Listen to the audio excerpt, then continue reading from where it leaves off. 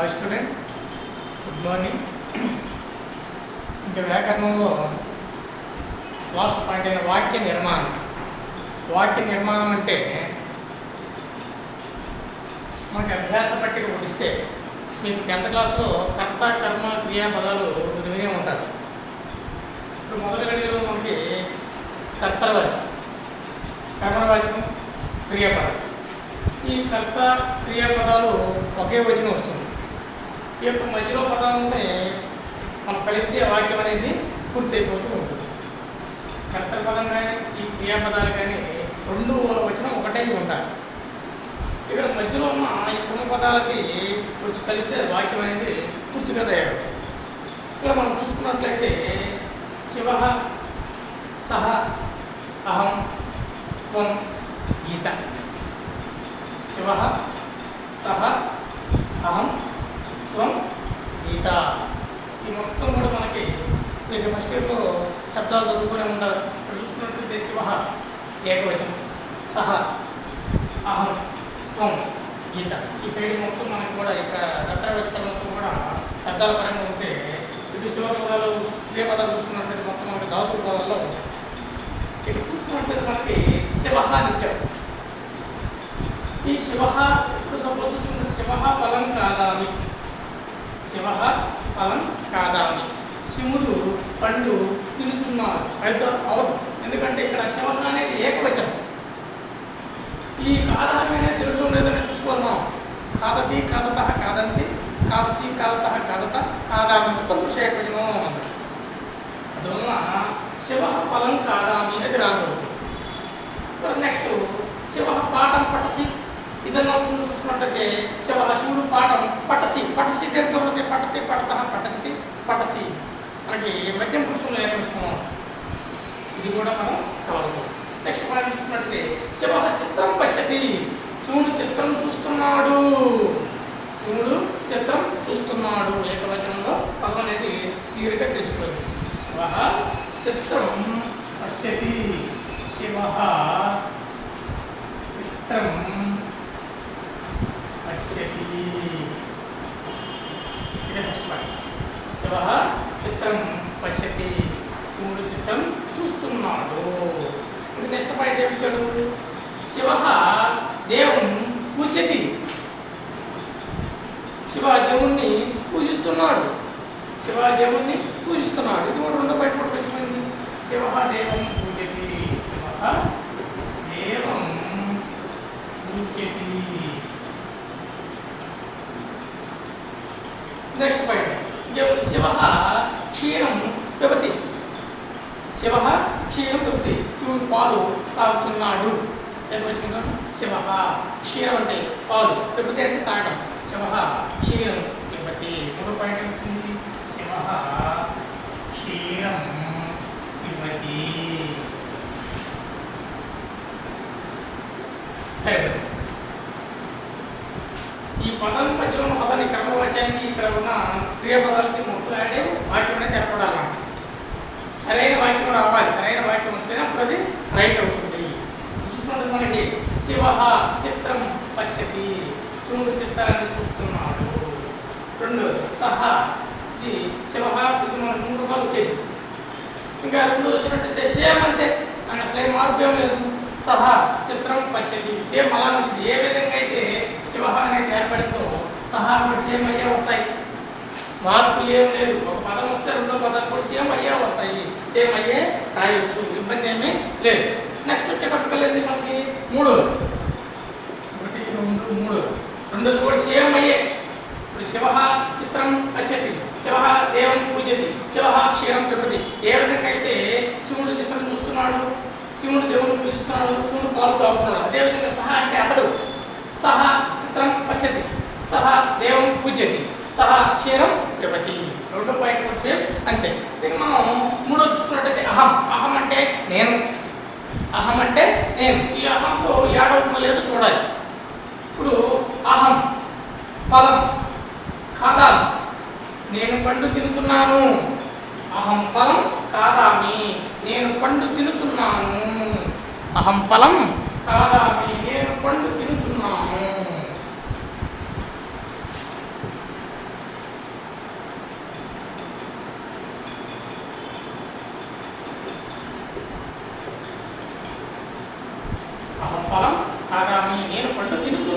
సరిపోయింది వాక్యం. అహం ఫలం ఖాదామి, నేను పండు తినుచున్నాను. వాక్యం సరిపోతుంది ఇక్కడ. నేను పండు తినుచున్నాను, సరిగ్గా సరిపోయింది వాక్యం. తర్వాత అహం చిత్రం పశ్యతి అని కలవడానికి ఛాన్స్ లేదు. ఇంకే అహం నేను ఒకటి వాక్యం ఉంటే ఆదాన్ని ఉత్తమంలో ఏకవచనానికి సరిపోయింది అంతే. ఈ మొత్తం ఇంకేమీ కలవు, అదొకటి గుర్తుపెట్టుకోవాలి. నెక్స్ట్ వచ్చినట్టు త్వం. త్వం అంటే నీవు. త్వం నీవు. త్వం పాఠం పట్టసి, నువ్వు పాఠాన్ని చదువుతున్నావు. త్వం పాఠం పట్టసి. త్వం పాఠం పట్టసి, నువ్వు పాఠాన్ని చదువుతున్నావు. అది ఒకే వాక్యం ఏర్పడుతుంది. త్వం పాఠం పట్టసి, ఈ వాక్యం ఒక్కటే ఏర్పడుతుంది. నువ్వు పాఠాన్ని చదువుతున్నావు. త్వం యువం యువ్యం, ఆ పదాలకు మనకి త్వం పాఠం పట్టసి, నువ్వు పాఠాన్ని చదువుతున్నావు అంతే. నెక్స్ట్ వచ్చేటప్పుడు గీత. గీత అనేది సేమ్ మళ్ళీ మామూలే. గీత అనేది మనం శివ సహా ఏ విధంగా చెప్పుకున్నాము, గీత కూడా సేమ్ అంతే. గీత మనం ఇందాక దీన్ని ఏం చెప్పాము, శివ శివ చిత్రం పశ్యతి, శివ దేవం పూజ్యతి, శివ క్షీరం పిబతి. సేమ్ అలానే గీత. గీత అంటే స్త్రీలింగం. గీతకి ఏమొచ్చింది, గీత చిత్రం పశ్యతి, గీత దేవం పూజ్యతి, గీత క్షీరం పిబతి. సేమ్ అదే విధంగా వస్తాయి. ఈ మొత్తం కూడా అభ్యాసపతి మొదటి దానానికి ఏర్పడతాయి. ఈ కర్త పదాలు కర్తవాచకాలు, ఈ యొక్క క్రియాపదం వచనం ఒకటే ఉండాలి. ఈ యొక్క కర్తవాచకాలు, ఈ యొక్క క్రియాపదం వచనం ఒకటే ఉండాలి. ఈ మధ్యలో వచ్చిన ఈ కర్తపదాలు ఉండే చూసావా, ఈ రెండో కళ్ళు, ఈ రెండో కళ్ళ వాక్యంతోనే మన పదం అనేది ఏర్పడుతుంది. ఈ యొక్క ఇటు పక్కన ఏకవచనాలు అటు పక్కన ఏకవచనంతో సమం అయిపోయి ఉండాలి. అలా అయితే వాక్యం పూర్తవుతుంది. ఈజీగా 5 మార్క్స్ వస్తాయి. చాలా సింపుల్. మనం ఎక్కువ రాయిపోయిన ఒక్కదానికి కూడా రాసినా సరే 5 మార్క్స్ ఖచ్చితంగా వస్తాయి. ఒక్కదానికి కూడా రాసినా కూడా 5 మార్క్స్ ఈజీగా వస్తాయి. సపోజ్ అవి చూసుకున్నట్లయితే ఉదాహరణకి 5 రాస్తున్నాను నేను, చూడండి. శివ చిత్రం పశ్యతి, శివ చిత్రం పశ్యతి ఒకటైపోయింది. రెండో చూసుకున్నట్టయితే సహ సహ దేవం పూజ్యతి, సహ దేవం పూజ్యతి రెండో పాయింట్ అయిపోయింది. మూడో చూసుకున్నట్టయితే అహం ఫలం ఖాదామి, అహం ఫలం ఖాదామి, అహం ఫలం ఖాదామి. నాలుగో చూసుకున్నట్టయితే త్వం పాఠం పట్టసి, త్వం పాఠం పట్టసి. ఐదో చూసుకున్నట్లయితే గీత, గీత. నెక్స్ట్ మనం చూసుకున్నట్టయితే ఇప్పుడు మనకి శివహాసన పదాలు రెండు రాశాం కాబట్టి గీత క్షీరం పిబతి, గీత క్షీరం పిబతి. ఇక 5 రాసినా సరే 5 మార్క్స్ వస్తాయి. మనం ఎన్నైనా రాసుకోవచ్చు, 5 అనే రూల్ ఏం లేదు. 5 మార్క్స్ కాబట్టి 5 రాసి పెట్టండి. ఎన్నైనా రాసుకోవచ్చు. 10 వస్తే 11 వస్తే 15 దాకా కూడా రావచ్చు. వాక్యాన్ని బట్టి ఒకే పదం 3 సార్లు రాసుకుంటా పోవచ్చు. ఈ యొక్క పదానికి శివ చిత్రం పశ్యతి ఒకటి, శివ దేవం పూజతి 2, శివ క్షీరం పిబతి 3 వచ్చింది. మనం సేమ్ అలా చూసుకుంటే సహ చిత్రం పశ్యతి, సహ దేవం పూజతి, సహ క్షీరం పిబతి వాటికి 3 వస్తుంది. తర్వాత అహం ఫలం కాదామి, దీనికి 1 వచ్చింది. త్వం పాఠం పడసి, దీనికి 1 వచ్చింది. గీతకి మళ్ళీ వర్షంగా 3 వస్తుంది. 11 రావచ్చు, 15 రావచ్చు, 20, 21 దాకా కూడా వస్తూ ఉంటాయి. మనకి 5 కాబట్టి 5 చూసుకుంటే ఈజీగా 5 మార్క్స్ పడిపోతూ ఉంటాయి. అభ్యాస పట్టిక ఇది.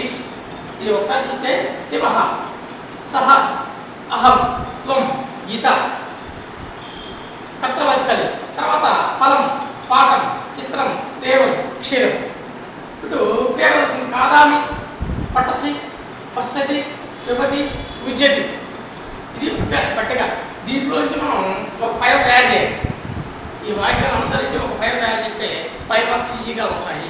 ఈ చెప్పినది కర్తవాచకాలు, ఈ యొక్క క్రియాపదాలు 2 సమానంగా ఒకే వచనమై ఉండాలి. ఒకే వచనం రావాలి. ఒకే వచనం వస్తేనే అది ఖచ్చితంగా రైట్ అవుతుంది, లేకపోతే రాంగ్ అవుతాయి. ఉదాహరణ చెప్పా కదా, శివ చిత్రం పశ్యతి, శివుడు చిత్రాన్ని చూస్తున్నాడు, శివుడు చిత్రాన్ని చూస్తున్నాడు. అలా వచనం ఒకే పదం రావాలి. తర్వాత శివ దేవం పూజతి, శివుడు దేవుణ్ణి పూజిస్తున్నాడు.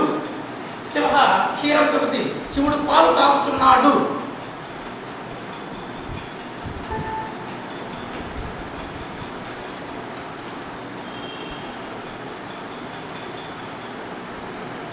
శివుడు పాలు తాగుతున్నాడు. అది ఆ విధంగా ఈ శివ కానీ సహ కానీ గీత కానీ ఈ మూడు ఒకేలాగా ఉంటాయి.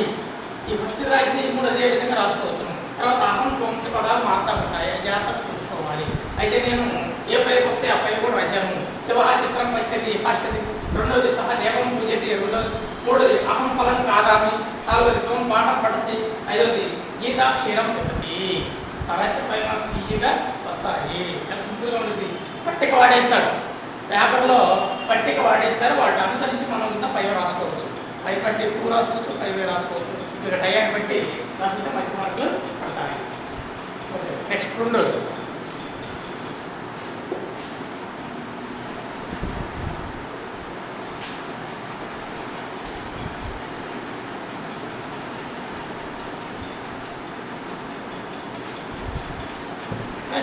చూసుకున్నట్లయితే రెండో అభ్యాస పట్టిక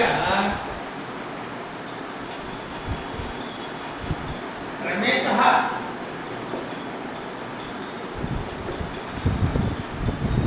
గోవింద త్వం రామ అహం. ఓకే, కర్తృవాచకాలు 5 వచ్చినాయి.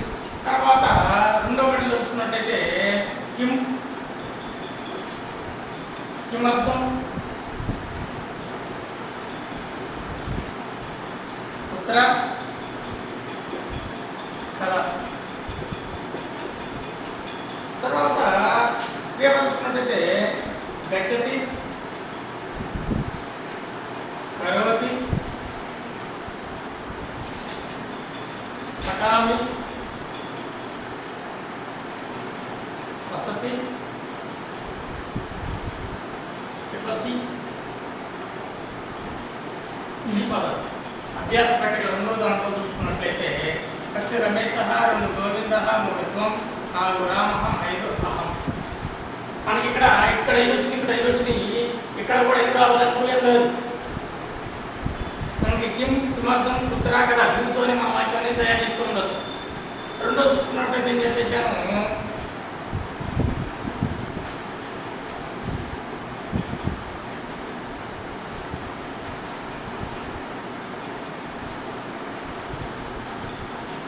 ఓకే సేమ్ ఇందాక చెప్పిన అలాగే రమేశ, గోవింద, త్వం, రామ, అహం. ఈ కర్తృవాచకాలు మనకు వచ్చిన రెండో గడియలో కిం కిమర్థం కుత్ర కథ. కిం ఏమిటి, కిమర్థం ఎందుకు ఇలా, కుత్ర ఎక్కడ, కథ ఎప్పుడు. తర్వాత గచ్చతి, కరోతి, పఠామి, వసతి, పిబసి. ఈ మనకి ఇచ్చిన గడియలు. వీటి ప్రకారం మనం చూసుకున్నట్టయితే వాక్యాన్ని తయారు చేసుకోవడం ఎలా చూసుకున్నట్టయితే రమేశ కిం కరోతి, రమేష్ ఏం చేస్తున్నాడు, రమేష్ ఏం చేస్తున్నాడు. ఏకవచనం కంటే ఏకవచనం పోతుందని చెప్పాను. రమేశ కిం కరోతి, రమేశ కిం కరోతి, రమేష్ ఏం చేస్తున్నాడు. వాక్యం వచ్చేసింది. రమేశ కిం కరోతి, రమేష్ ఏం చేస్తున్నాడు. తర్వాత రెండో చూసుకున్నట్టయితే డైరెక్ట్గా 5 పాయింట్స్ రాసేస్తున్నాను. తర్వాత గోవింద కిం కరోతి, అది కూడా రాసుకోవచ్చు. రమేశ కిం కరోతి, గోవింద కిం కరోతి, గోవింద ఏం చేస్తున్నాడు, ఏదైనా రాసుకోవచ్చు. అయితే మనం రాయి చూసుకున్నట్టయితే వేరేది మార్చినట్టయితే గోవింద కిమర్థం గచ్చతి, గోవింద కిమర్థం గచ్చతి, గోవింద కిమర్థం గచ్చతి, గోవింద కిమర్థం గచ్చతి. ఇది రెండోది, గోవింద కిమర్థం గచ్చతి, గోవింద ఎక్కడికి వెళ్తున్నాడు, ఎందుకు ఇలా వెళ్తున్నాడు. తర్వాత మూడోది త్వం, మూడోది వచ్చినప్పటికల్లా త్వం కిం పిబసి, త్వం కిమర్థం పిబసి. రెండింటి ఏదైనా రాసుకోవచ్చు. త్వం కిం పిబసి, త్వం కిం పిబసి, త్వం కిం పిబసి, త్వం కిం పిబసి, త్వం కిం పిబసి. తర్వాత నాలుగు వచ్చినప్పటికల్లా రామ, రామ కిం కరోతి వచ్చింది. రామ కిమర్థం గచ్చతి వచ్చింది. రామ పుత్ర వసతి, రామ పుత్ర వసతి, రామ పుత్ర వసతి, రామ పుత్ర వసతి. తర్వాత మనకు 5వది మిగిలింది ఉంది అహం. ఇంకా 5వది మిగిలిందంటే ఏమైతుంది, అహం కిం పఠామి. 5వది అహం కిం పఠామి. ఇది వాక్యం. దీంట్లో చూసుకున్నట్లయితే వాక్య నిర్మాణం రెండు అభ్యాస పట్టిక రెండో చూసుకున్నట్లయితే మనకి రమేశ, గోవింద, త్వం, రామ, అహం ఈ కర్తృవాక్యాలు ఇచ్చింది. ఇది మనకి క్రియాపదాలు గచ్చతి, కరోతి, పఠామి, వసతి, విభస్తి. ఇక్కడ మధ్యలో రెండో కడీల ప్రకారం చూసుకున్నట్లయితే రమేశ కిం కరోతి వాక్యం సమాధానం పూర్తిగా రావాలి. రమేశ కిం కరోతి రమేష్ ఏమి చేస్తున్నాడు ఫస్ట్ పాయింట్. రెండోది గోవింద కిం కరోతి గోవింద కిం కరోతి కూడా వచ్చింది. అంటే ఫస్ట్ అదే రాసింది కాబట్టి అది రాయకుండా రెండో వేరే రాసినట్టుంది. గోవింద కిమర్థం గచ్చతి గోవింద కిమర్థం గచ్చతి గోవిందుడు వెళుతున్నట్టు గోవిందుడు ఎక్కడికి వెళ్తున్నాడు గోవిందుడు ఎక్కడికి వెళ్తున్నాడు.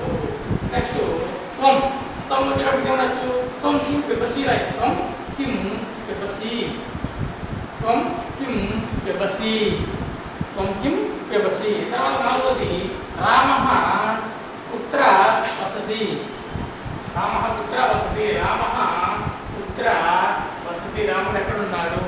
తర్వాత ఐదోది అహం కిం పఠామి అహం కిం పఠామి.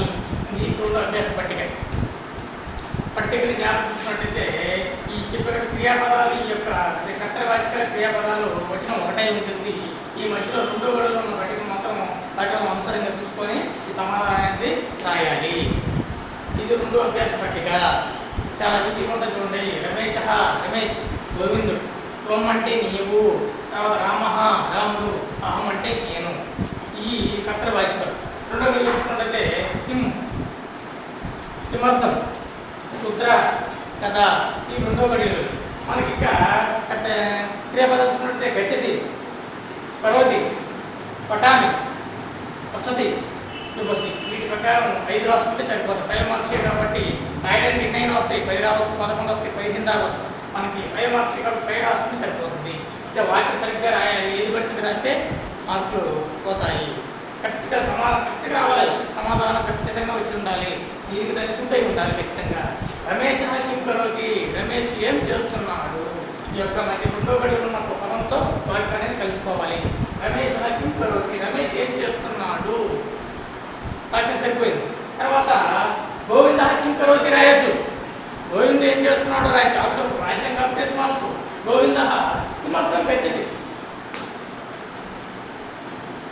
గోవింద ఎక్కడికి వెళ్తున్నాడు, ఎందుకు వెళ్తున్నాడు సరిపోతుంది. తర్వాత త్వం కిం పిబసి రాశాను. త్వం అంటే నీవు, నువ్వేమి చదువుతున్నావు, నువ్వు ఏమి చదువుతున్నావు వాటిని సరిపోతుంది. నువ్వు ఏమి చదువుతున్నావు. ఐదోది చెప్పగల అహం ఏమొచ్చింది. అహం కిం పఠామి నేనేం చదువుతున్నాను. పఠామి పఠతి పఠత పఠంతి పఠసి పఠత పఠత పఠామి మొత్తం పుస్తకం ఏకవచనం. నేను చదువుతున్నాను. ఇది వాక్యం రెండో పట్టిక. చాలా ఈజీగా పట్టిక అనేది వాడేస్తాడు. ఈ పట్టికను అనుసరించి మనం 5 వాక్యాలు రాయాలి. ఈ పట్టికను అనుసరించి 5 వాక్యాలు రాస్తే 5 మార్క్స్ చాలా ఈజీగా వస్తాయి. 5 అంటే 5 రాసుకున్నా సరిపోతాయి. ఒకే పదాన్ని రాసినా పర్లేదు, ఒక పదాన్ని మార్చి రాస్తేనే చాలా బెటర్ ఉంటుందని చెప్తున్నాను. ఇది రెండు. నెక్స్ట్ మూడో పదం చూసుకున్నట్లయితే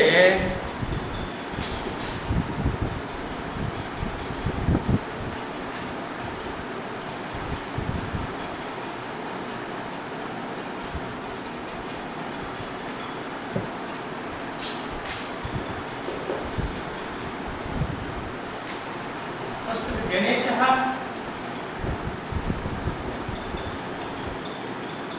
రెండు కృష్ణ, మూడు త్వం, నాలుగు రామ, 5 అహం. తర్వాత సత్యం,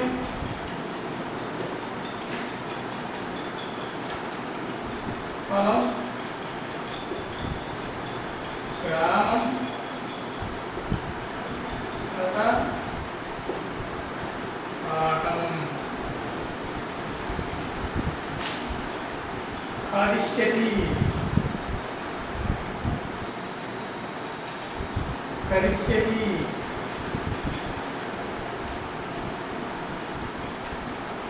పఠిష్యామి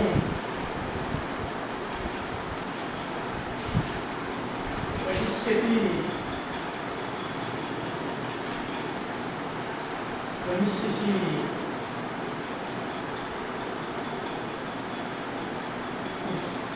అభ్యాస పట్టికలో వచ్చిన పట్టికలు మూడోది. మీరు చూసుకున్నట్లయితే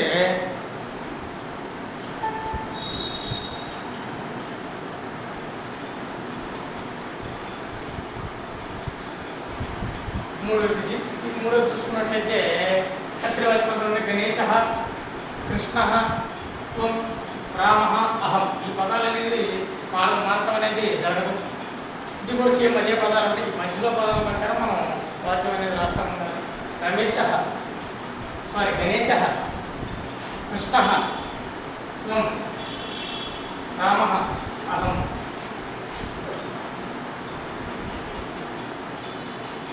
రెండవ పడిలో సత్యం, ఫలం, గ్రామం, కథ, పాఠం. కారిష్యతి, కరిష్యతి, పఠిష్యామి, పఠిష్యతి, గమిష్యసి. ఇక మనం చూసుకున్నట్లయితే గణేశ సత్యం వదిష్యతి, గణేశ సత్యం వదిష్యసి, వదిష్యతి గణేశ సత్యం మాట్లాడుతున్నాడు. గణేశ సత్యం వదిష్యతి, గణేశ సత్యం వదిష్యతి, గణేశ సత్యం మాట్లాడుతున్నాడు. మొదటి పాయింట్ గణేశ సత్యం వదిష్యతి. రెండో చూసుకున్నట్లయితే ఏమిచ్చాడు? కృష్ణ సత్యం వదిష్యరాజ్యం కాదే, కృష్ణ ఫలం కాదిష్యతి, కృష్ణ ఫలం కాదిష్యతి, కృష్ణ ఫలం కాదిష్యతి. కృష్ణుడు పండు తింటున్నాడు, కృష్ణుడు పండు తింటున్నాడు. తర్వాత వచ్చేటట్టుగా త్వం కథ గమిష్యసి, త్వం కథ గమిష్యసి, త్వం కథ గమిష్యసి. తర్వాత నాలుగోది రామ ఫలం కాగిష్యతి వచ్చింది, రామ పాఠం వదిష్యసి, రామ పాఠం వదిష్యతి. తర్వాత ఐదోది అహం పాఠం పఠిష్యామి, అహం పాఠం పఠిష్యామి. గణేశ సత్యం వదిష్యతి, గణేశ సత్యం మాట్లాడుతున్నాడు. తర్వాత వచ్చినట్టు కృష్ణ ఫలం కాదిష్యతి, కృష్ణుడు పండు తిరుగుతున్నాడు. తర్వాత త్వం కథ గమిష్యసి, త్వం కథ నువ్వు ఎక్కడికి వెళ్తున్నావు. తర్వాత రామ పాఠం పఠిష్యామి, రామ పాఠం పఠిష్యామి, పాఠం పఠిష్యామి రామ పాఠం వదిష్యతి, రామ పాఠం వదిష్యతి. తర్వాత అహం పాఠం పఠిష్యామి. ఈ మూడు పట్టికలు వచ్చింది. వీటి ఇంకా అర్థాలు రాయడానికి ఈ చివరిలో చూసుకున్నట్లయితే ఫస్ట్ వచ్చినట్టుకల్లా గణేశ సత్యం వదిష్యతి, గణేశ సత్యం వదిష్యతి.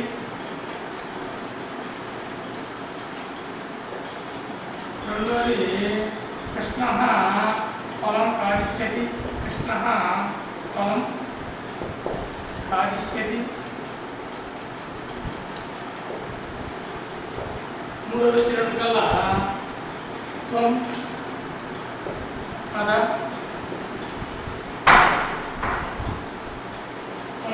గమిష్యసి,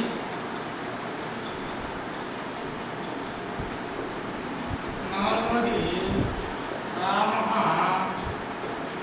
పాఠం వదిష్యతి.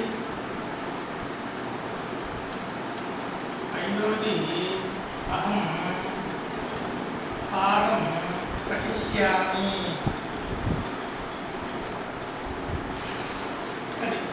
మనం ఇచ్చిన వాటిలో చూసుకున్నట్లయితే ఇచ్చిన వాటికి 5 సరైన వాక్యాలు రాసినట్లయితే గణేశ సత్యం వదిష్యతి వస్తుంది. గణేశ సత్యం వదిష్యతి, గణేశ సత్యం వదిష్యతి అంటే గణేశ సత్యం మాట్లాడుతున్నాడు.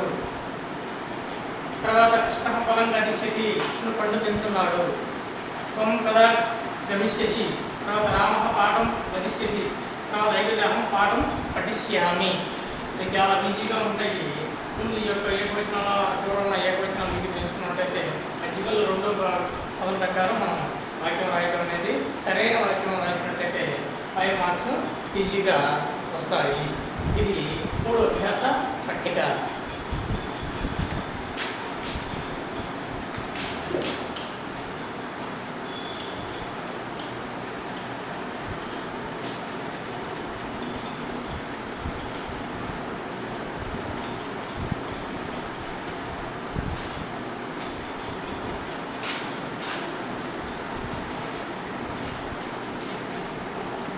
Okay, thank you.